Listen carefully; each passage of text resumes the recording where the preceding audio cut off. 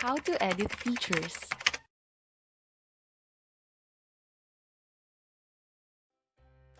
Shape and information of existing features can be edited using the Geometry Editor and Smart Editor. The Smart Editor is used for creating new features, while the Geometry Editor provides tools to modify features in editable layers. To edit the shape of feature's geometry, go to the Geometry Editor tab. Select the feature to be edited, then activate the Reshape tool. Trace along the edges of the polygon according to how you wish to reshape it. Make sure that the trace intersects or completely crosses the polygon to successfully reshape the feature.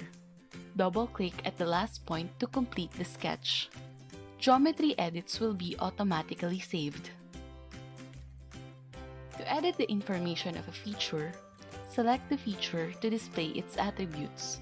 Click the ellipsis on the lower right of the pop-up and select Smart Editor. The Smart Editor tab will be activated where you can supply and edit information of the currently selected feature. Photos and other related documents can be attached.